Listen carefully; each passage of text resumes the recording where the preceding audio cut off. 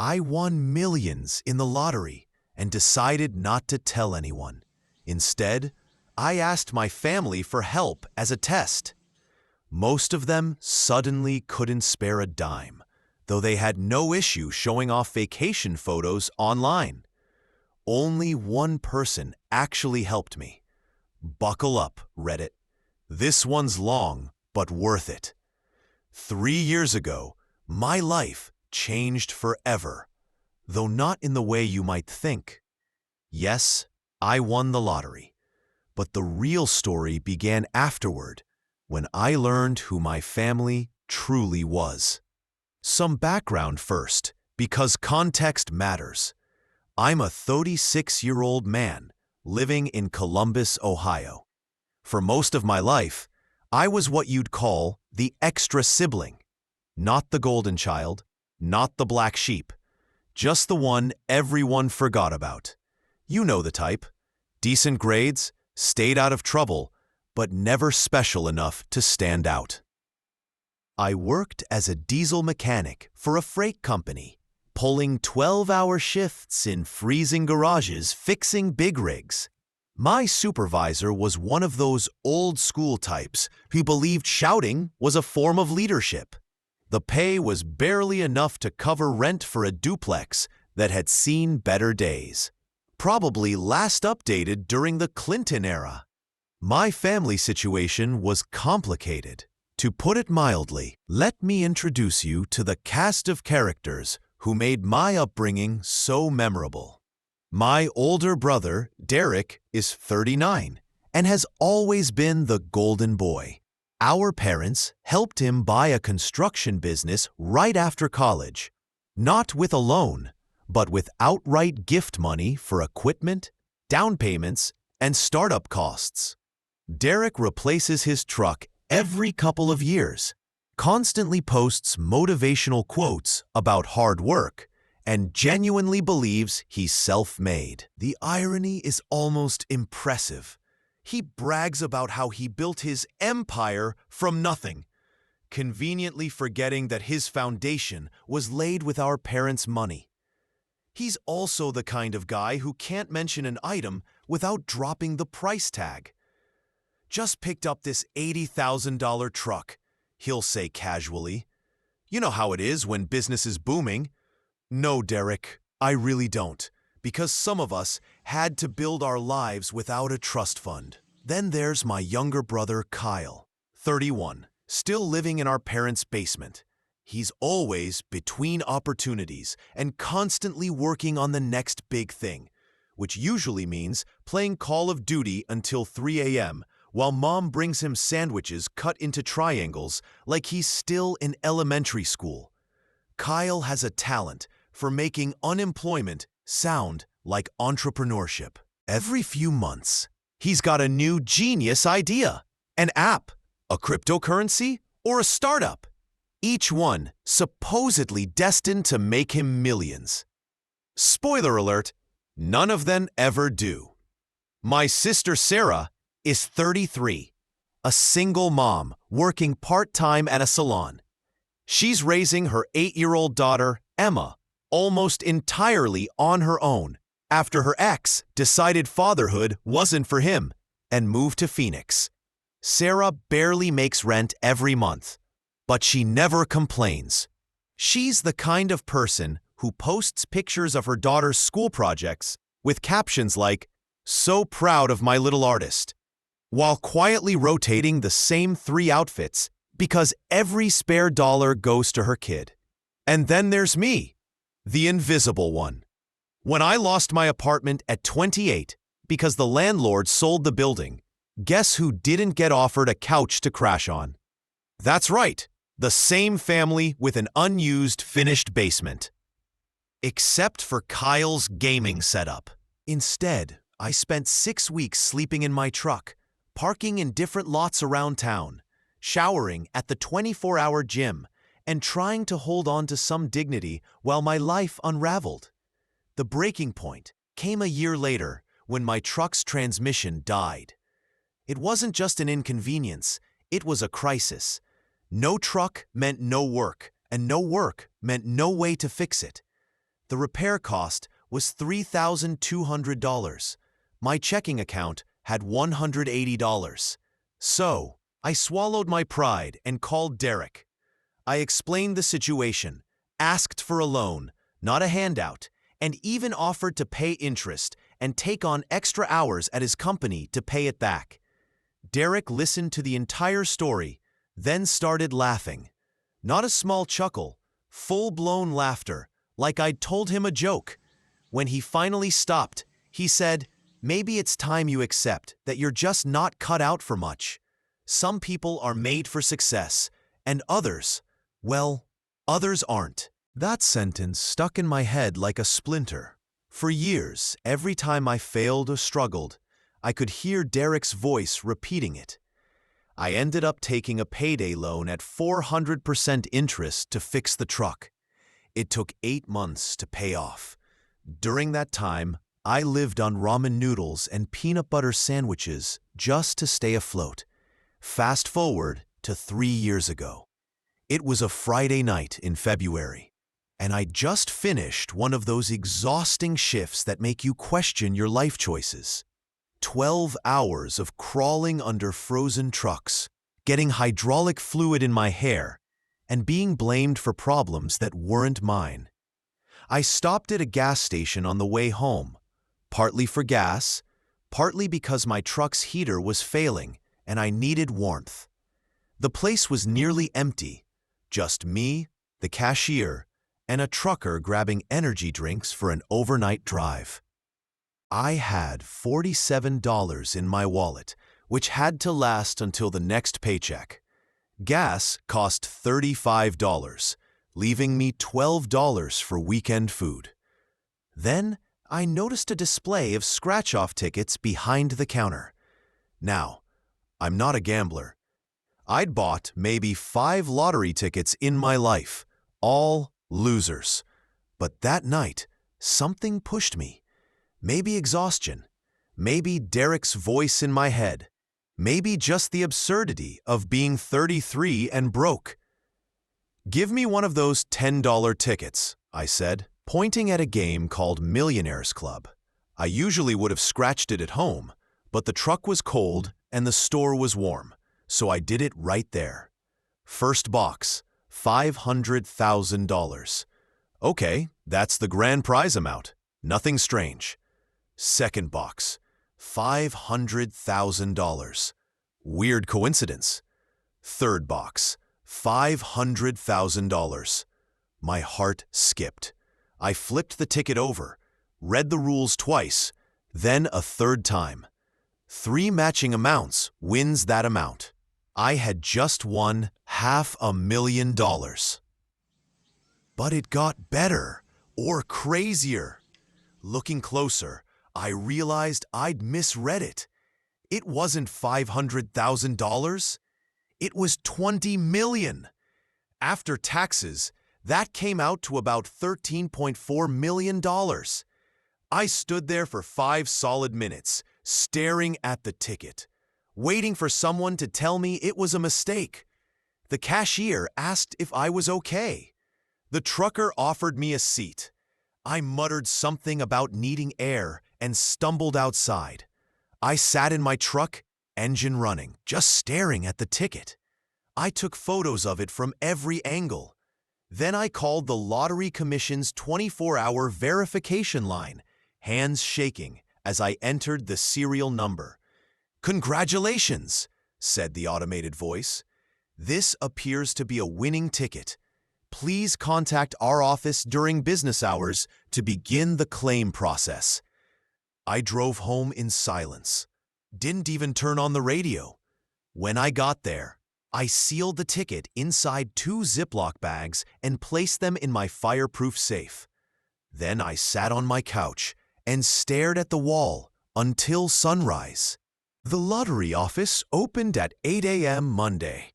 I was there at 7:45, first in line, wearing the cleanest jeans I owned and a button-down shirt from an old job interview. The process took a full week. Lawyers, financial advisors, tax specialists. Suddenly, I had a team of professionals making sure I wouldn't blow through my winnings like one of those reality TV cautionary tales. My financial advisor, a no-nonsense woman with years of experience managing lottery clients, told me something I'll never forget. Money won't change who you are. It'll reveal who everyone else is. We set up a trust, diversified investments, and built multiple income streams. Even without touching the principal, I'd earn around $600,000 a year. The money would last forever, even if I lived comfortably. But here's the thing. I didn't want to live lavishly. Not yet. I kept working that week. Still lived in my rundown duplex. Still drove my old Silverado. The only difference was the quiet satisfaction that came with knowing my life had changed. And nobody else knew it yet. Because I had a plan forming in my head. A plan to answer a question that had haunted me for years. If I truly needed help, would my family be there for me? I was about to find out. 2 weeks after claiming my winnings, I began my little experiment. I started with my parents, the people who were supposed to love me unconditionally. "Dad," I said when he answered, "I need to talk to you about something serious." I told them that my shop had been cutting hours for months and had finally laid me off. I mentioned that my truck's transmission was acting up again and that the repair would cost more than the truck itself. I also said my landlord was raising the rent and I couldn't afford the increase while on unemployment benefits. My dad listened quietly, then launched into a lecture about how tough times build character and how real men find ways to make things work. My mom added her usual advice about praying and trusting that everything happens for a reason. When I finally asked if they could help me, maybe let me stay in Kyle's old room for a few weeks while I searched for a new job, the conversation got tense. "Son," my dad said, "your mother and I are on a fixed income. We can't be supporting grown children who should be taking care of themselves." This came from the same man who had written Derek a $75,000 check to help with his business only a few years earlier. "We'll pray for you," my mom added, "but you need to learn how to handle your own problems." I thanked them for their time and hung up. 1 down, 3 to go. Next up was Derek. I called him the next evening around dinner time, knowing he'd be home. "Bro," I said, trying to sound desperate, "I'm in real trouble. Lost my job, my truck's dead, and I might get evicted. Can I work for you temporarily? I'll do anything, cleanup, deliveries, whatever it takes." There was a long pause on the other end. Then he sighed and said, "Look, man, I wish I could help, but business is slow. I can't just hand out jobs to people who aren't qualified." That "people who aren't qualified" part hit me harder than I expected. I asked if I could at least borrow some money to fix my truck so I could look for other work. He laughed again, not as harshly as before, but still dismissive. "Come on, dude," he said. "You know how it is. Everyone's struggling. I can't risk not getting paid back." I told him I understood and hung up. 2 down. Then I called my younger brother, Kyle. If anyone should have understood what it felt like to struggle, it was him. "Hey man," I said, "I really hate to ask this, but I'm in a bad spot. Lost my job, might lose my place, and my truck's out of commission. Could I maybe crash at Mom and Dad's basement for a few weeks? Just until I get back on my feet?" Kyle hesitated for a moment before replying. "Yeah, that's not a good idea. I've got a lot of projects going on right now, and it'd be distracting. You know how it is when you're hustling." Projects. He meant video games and half-baked business ideas. I tried one more angle. "Could you at least lend me a few $100 to fix my truck? I'll pay you back with interest." He gave a nervous laugh. "Man, I'd love to, but I'm low on cash right now. Investments, you know? Crypto's down, of course." That left my sister, Sarah. I called her last because she was the only one I thought might actually help, even though she was the one who could afford it least. When I explained everything, she didn't hesitate. "Come over tonight," she said. "You can stay in the spare room. I don't have much, but we'll figure it out." When I got there, she'd made dinner, spaghetti and garlic bread. Nothing fancy, but it felt like the first real meal I'd had in days. She handed me a blank. "You can stay as long as you need. We'll get through this." That night, lying on her couch, I felt something I hadn't felt in years: peace. Not because I needed the help, but because at least one person in my family still cared enough to offer it. Over the next few weeks, I played my role carefully. I looked for work, applied to jobs, and kept up the act that I was struggling. I even told Sarah I might need to sell my truck for parts, and she offered me $200 from her savings to help cover food or bills. I didn't take it, of course, but the gesture meant everything. After about a month, I ended the experiment. I told her I'd found a new job and would be moving into a smaller place across town.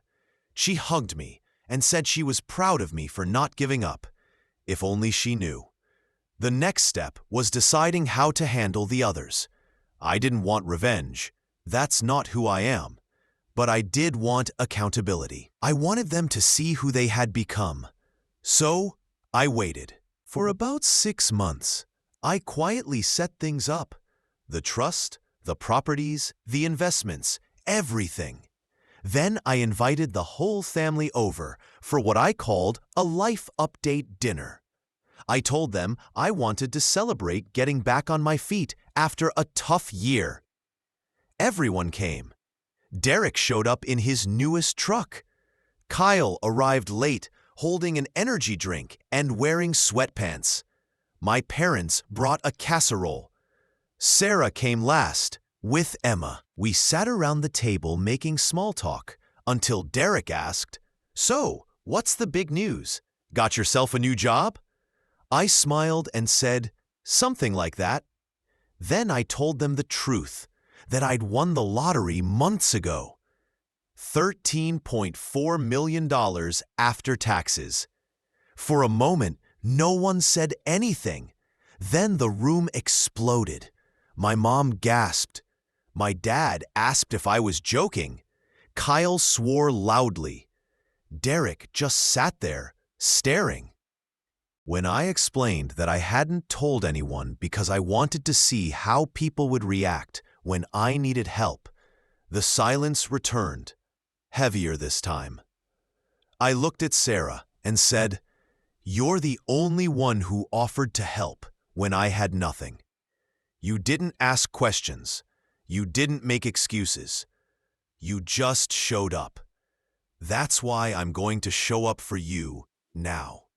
I handed her an envelope containing documents for a fully paid-off house in her name and a college fund for Emma. She burst into tears.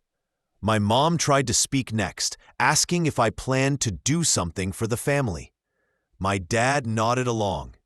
Derek leaned forward, clearly interested. I told them I already had. I gave each of you an opportunity to show who you are. That was the real test. The look on Derek's face said everything.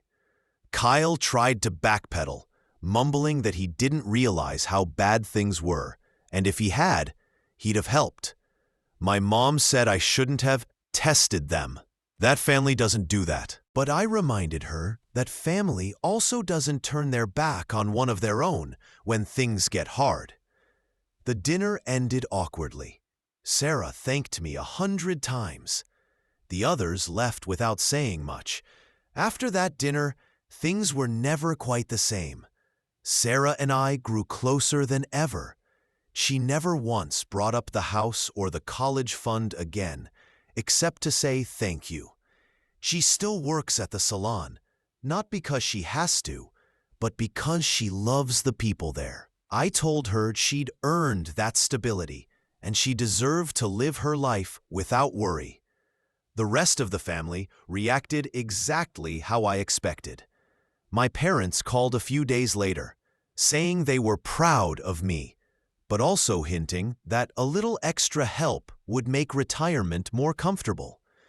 I reminded them of what my dad said during that phone call, about real men finding ways to make things work. The conversation ended quickly after that. Kyle tried a different tactic. He texted me constantly for weeks, pitching business ideas and partnership opportunities. Each one was more unrealistic than the last. Some app that would revolutionize logistics, a crypto investment group, even a YouTube channel idea he wanted me to fund. I told him politely that I wasn't interested. Eventually, he stopped asking. And Derek, well, he didn't take it well. He came to my place one afternoon, unannounced, and tried to act casual. But it didn't take long for his real motive to show. He said he'd hit a rough patch with his business and could use a short-term loan. When I reminded him of what he told me years ago, that some people just aren't cut out for success, he didn't have much to say. He just stood there for a minute, then left without another word. I haven't heard from him since. As for my parents, contact became rare. They send the occasional holiday card, usually with a note reminding me that family is forever. I don't hold grudges, but I also don't forget. I keep things polite but distant. Sarah's the only one who stayed genuine through it all. We still have dinner together every week, usually at her place. Emma calls me Uncle Lucky, which makes her mom laugh every time.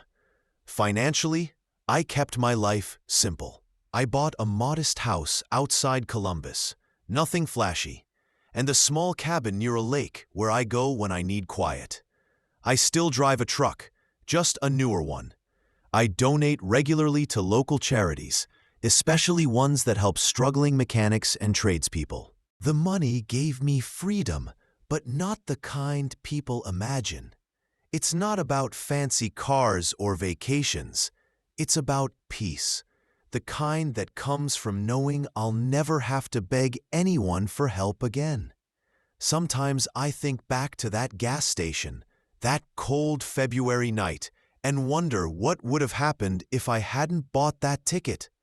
Maybe I'd still be under a rig somewhere, covered in grease, getting yelled at by a boss who didn't know my name. Or maybe I'd still be sleeping in my truck, wondering where I went wrong. Either way, that one ticket didn't just change my finances, it changed my perspective. Because my advisor was right. Money doesn't change who you are. It just reveals who everyone else is.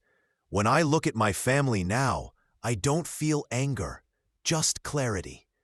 Derek showed me pride. Kyle showed me laziness. My parents showed me favoritism, disguised as love. And Sarah? She showed me compassion, the only real currency that never loses value. If there's one thing I've learned, it's that wealth doesn't buy loyalty or kindness. Those are earned long before you ever see a dollar sign. I used to think being the invisible one in the family meant I didn't matter. Turns out, it meant I was the only one truly seeing things as they were. Now I live quietly, comfortably, and without resentment.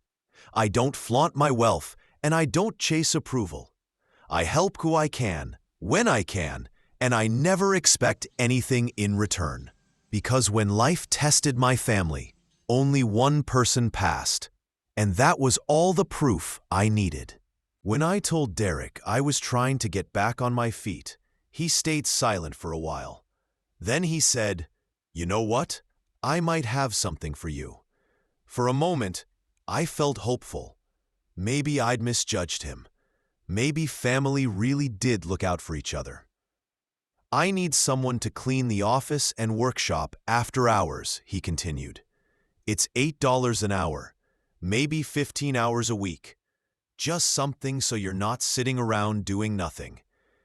$8 an hour. Considering the federal minimum wage was $7.25, I suppose he thought the extra 75 cents made him generous.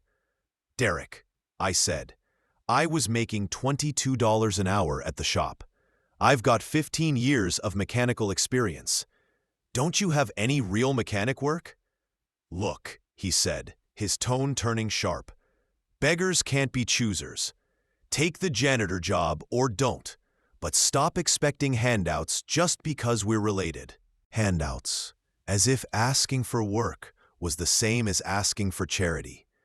I told him I'd think about it and hung up.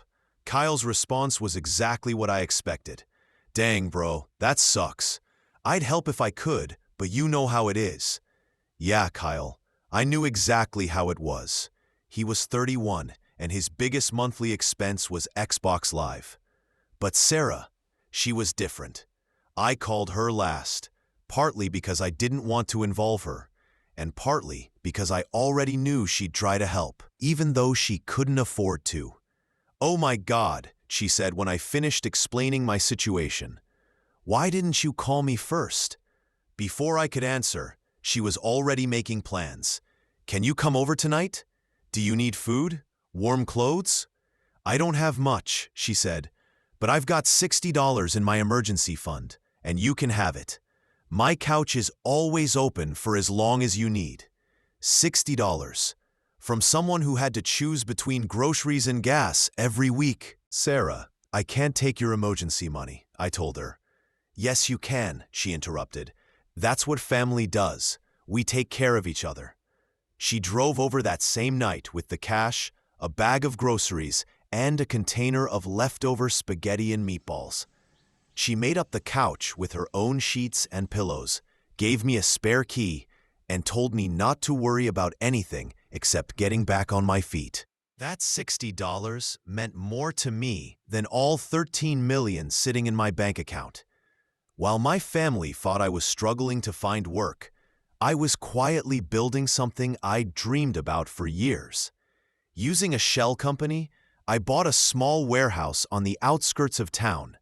Nothing fancy, just 8,000 square feet of concrete floors and high ceilings.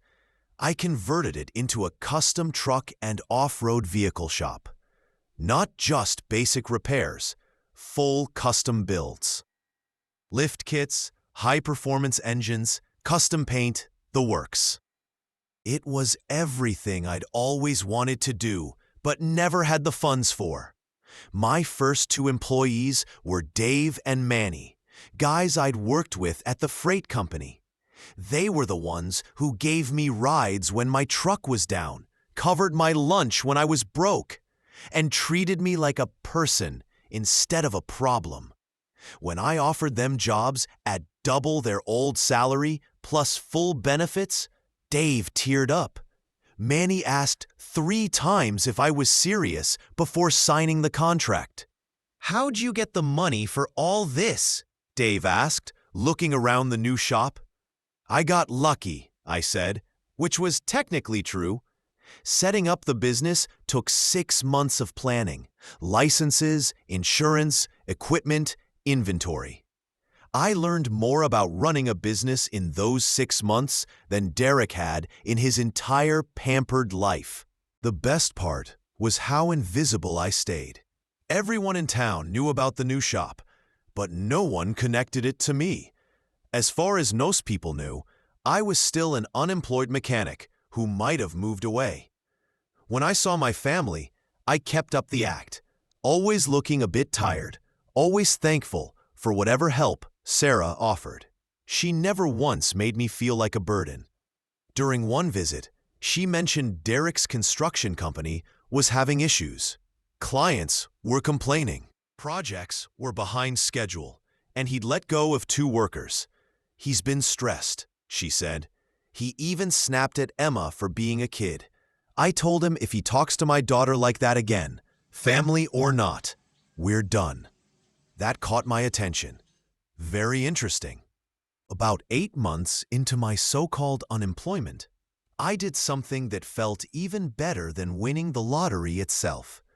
Sarah's old apartment complex had been sold, and rents were going up.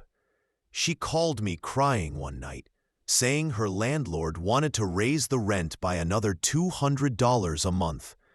She couldn't afford it, but there weren't any cheaper options nearby that allowed pets. Her daughter's cat, Mr. Whiskers, was part of the family, so I started looking, quietly. 2 weeks later, I found a small, single-story house, about 20 minutes from her job. It needed some cosmetic work, paint, new flooring, but it had a fenced yard, a big kitchen, and a decent school district. I bought it in cash through the same shell company that owned my shop. Then I called her. "Hey," I said, "I found a rental that might work for you. The landlord's offering a special rate if you move in this month. $600 a month flat, utilities included." "Are you serious? That's cheaper than my apartment," she said. "The owner just wants reliable tenants," I told her. "He's a friend of mine, and I put in a good word." She moved in the next weekend. A month later, she called me nearly in tears. "This landlord of yours is incredible. The faucet started leaking, and he had someone fix it the same day. He even replaced the carpets for free." I just smiled. Yeah, he's a good guy. Every month, she paid rent. It went straight into a savings account I'd set up in her name. She didn't know it, but after 2 years, that account would hold enough for her to buy the house outright. Meanwhile, business at my shop was booming. Word spread fast once people saw our custom builds. Within a year, I had 6 employees and contracts booked 6 months out. Then, one afternoon, I got a call from an unfamiliar number. It was Derek. "Hey man," he said, voice tight. "Heard you've been working at that custom shop outside town." "You guys," I almost laughed. "We're not hiring right now," I said. "Why?" he sighed. "Things are tough. Lost a few contracts. Emma's thinking of going back to work, but with the kids, it's just a lot." He hesitated, then added, "If you hear about any mechanic positions, let me know. I can do basic stuff, oil changes, tire rotations." I remembered his words. Beggars can't be choosers. "Sure," I said evenly. "If something opens up, I'll call." That evening, I called Sarah. She said Derek had borrowed money from their mom and hadn't paid it back. Kyle had stopped answering his calls completely. "I'm not saying I'm happy about it," she told me, "but maybe it's good for him to learn some humility." I agreed silently. By the second year, I'd perfected the act. Family dinners, holidays, random calls, I stayed the same struggling mechanic they all knew. Only Sarah noticed I looked calmer. "You've been different lately," she said once. "More at peace." "I guess I'm just learning to appreciate what matters," I told her and meant it. One night, I got a message from Derek. "Big news," it said. "Let's do dinner Friday. My treat. Bring Sarah too." He picked a fancy steakhouse downtown, the kind where a single entree costs more than I used to make in a day. I showed up early, wearing the same work boots and jacket I always wore. Sarah arrived soon after, looking uneasy. When Derek and Emma walked in, they were dressed like they were attending an awards show. Derek had that confident smile he used to flash when he thought he was about to make a big deal. "Glad you both could make it," he said, shaking my hand like a politician. "I've got a proposal for you." I glanced at Sarah, who frowned. Over dinner, he launched into a long speech about family unity and opportunities to grow together. Apparently, he'd been approached by investors to expand his construction company into custom garages and car lifts. a rapidly growing market, he claimed. I know you've been in the mechanic field forever, he said, so I thought, why not team up? You handle the technical side, I handle the business side. We split profits 50-50. It was almost impressive how confident he sounded, considering he hadn't asked if I even had a shop or a job. I appreciate the offer, I said slowly, but I'm not sure I'm the right person for that. Nonsense, he replied. You're out of work anyway, right? This could be your comeback. Sarah choked on her drink. Derek! He waved her off. I'm just saying, we all know he's been down on his luck. I'm trying to help him help himself. I smiled politely. That's generous of you. Tell me, what do you need from me to start? Just some sweat equity, he said. You put in the work while I get the investors lined up. Once the contracts roll in, we'll pay ourselves out. So, you want me to work for free until maybe there's profit? I asked. It's called taking initiative, he said, smirking. I looked at Sarah, who was glaring daggers at him. Well, I said, finishing my drink, I'll think about it. He leaned back, satisfied, clearly thinking he'd scored another victory. 2 weeks later, I invited Derek to my shop, though he didn't know it was mine. I told him I'd found a place that might hire us both. They're looking for people with experience, I said. If you want, I can put in a word. He jumped at the offer. Absolutely, man. That'd be amazing. The next morning, he pulled up in his truck, the same one he used to brag about, now with a dented fender and worn tires. He walked in, looking around at the spotless floors, the new lifts, the line of finished custom builds gleaming under bright lights. Whoa, he said, this place is legit. Yeah, I replied, leading him toward the office. The owner's usually here early. Let me check if he's around. I stepped inside, grabbed a folder, and came back out. Actually, he asked me to give you this, I said, handing him a packet labeled Employment Agreement. He flipped it open and froze. At the top, in bold letters, was the company name, Mason Automotive Customs. Owner, Thomas Mason. He looked up at me, eyes wide. Wait, this is your shop? I nodded. Yeah, I got lucky a while back. Thought I'd build something of my own. He stared at me for a long moment, then forced a laugh. You're kidding, right? Nope, I said calmly. Remember when you told me beggars can't be choosers? Turns out beggars sometimes become business owners. His face tightened. So you've been lying this whole time? Not exactly. You assumed I was broke, and I let you. He tried to recover his composure. Well, hey, that's awesome, man. Seriously, congrats. I knew you had it in you. Appreciate it, I said. But just so you know, we're not hiring right now. That wiped the grin off. What? He asked. We're fully staffed, I explained evenly. But I'll keep your resume on file, just in case something opens up. He looked like he'd swallowed something sharp. I can't believe this, he muttered. You made me come all the way here for this? I shrugged. I figured you'd want to see what initiative looks like. He stormed out without another word. A few hours later, Sarah called. What did you do to Derek? She asked, half laughing, half exasperated. Nothing, I said. He just learned a little humility. She snorted. Well, whatever you did, it worked. He called Mom and said he's taking a break from family for a while. That's fine, I said. We could all use a little quiet. Over the next few months, life settled into something peaceful. My business continued to grow steadily, and I finally bought a home. Not a mansion, just a comfortable house with a big garage and a porch that overlooked the woods. Sarah and her daughter visited often. They brought food, laughter, and stories about school projects and weekend plans. She still paid rent on time, unaware that she was slowly buying the house she lived in. One afternoon, About 2 years after she'd moved in, I showed up at her door with a folder. "What's this?" she asked. "Your new deed," I said. "The house is yours." She froze. "You're joking."